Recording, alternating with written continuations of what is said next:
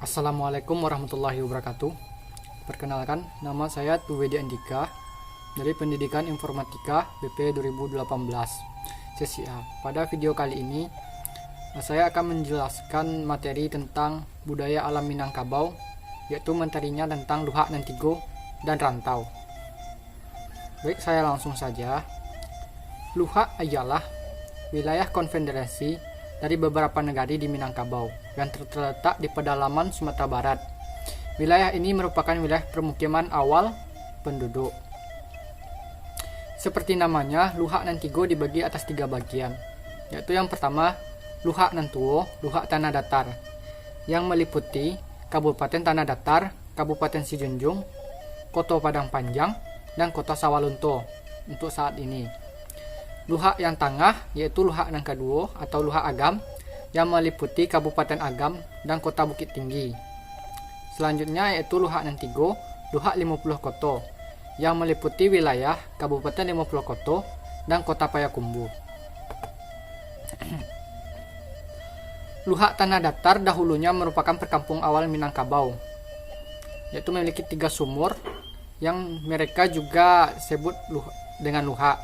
Salah satu sumur terletak di daerah dengan kontur tanah yang datar, sehingga masyarakat yang bisa minum dan dari sumur tersebut didefinisikan sebagai masyarakat luhak tanah datar. Pengertian kedua dari luhak adalah kurang. Luhak tanah datar sekarang disebut sebagai Kabupaten Tanah Datar, memiliki bentuk geografis yang berlembah dan berbukit-bukit. Luhak tanah datar digambarkan dengan pepatah Minang, yaitu buminya lembang, airnya tawah, ikannya banyak. Pepatah ini menggambarkan kondisi alam budaya luhak yang juga disebut luhak nan tuo ini. Luhak tanah datar memiliki tanah yang subur akibat abu vulkanik Gunung Merapi, sehingga sebagian besar penduduknya hidup dari penghasilan pertanian, terutama sayur-sayuran, apalagi kondisi cuacanya yang sangat sejuk.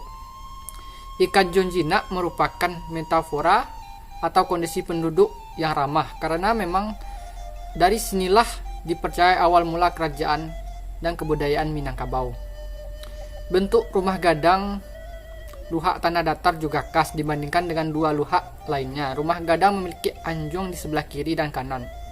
Bagian lantai di sebelah kiri dan kanan rumah gadang sengaja dibuat lebih tinggi dari lantai utama.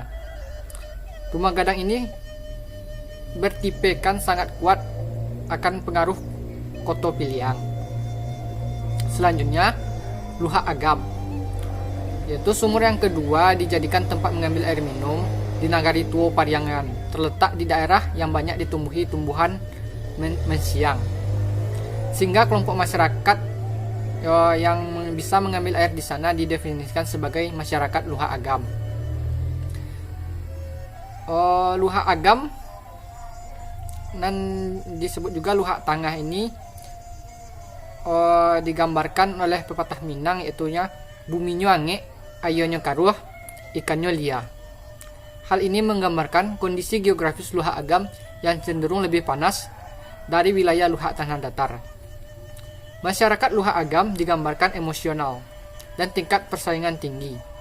Penduduk luhak dan Agam lebih heterogen dan beragam, karena memang di daerah ini banyak pendatang yang mencari sumber pendapatan. Berbeda dengan rumah gadang luhak tanah datar, bentuk rumah gadang luhak Agam lebih dominan dipengaruhi keselarasan bodi caniago. Lantai rumah gadang dibuat rata tanpa anjungan di bagian kiri dan kanan. Selanjutnya, luhak 50 Koto.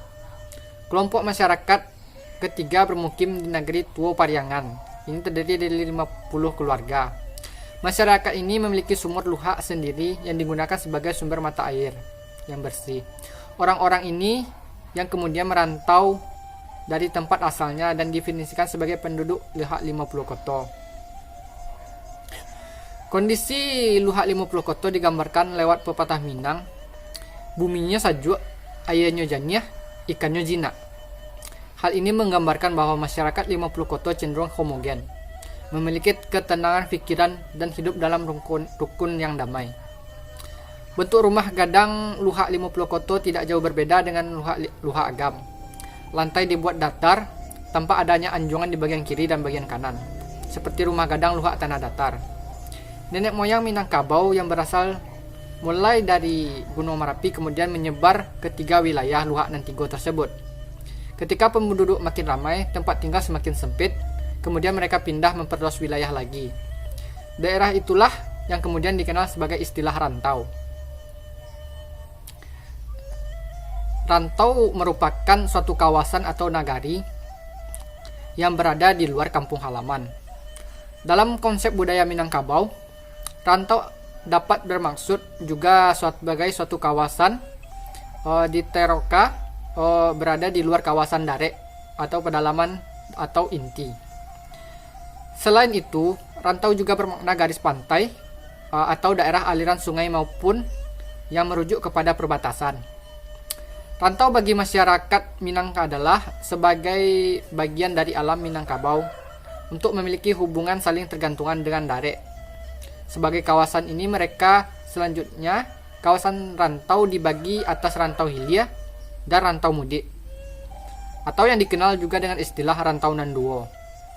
Berkaitan dengan ini, rantau oleh masyarakat Minangkabau ialah untuk tempat pintu gerbang menuju alam Minangkabau.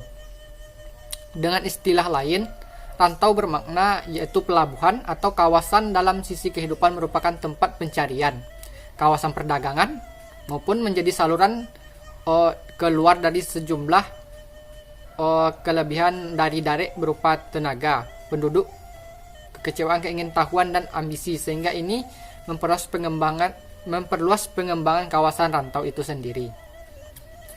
Baiklah, sekianlah penjelasan materi luhak Nantigo dan rantau dari saya.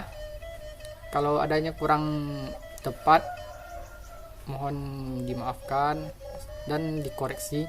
Assalamualaikum warahmatullahi wabarakatuh.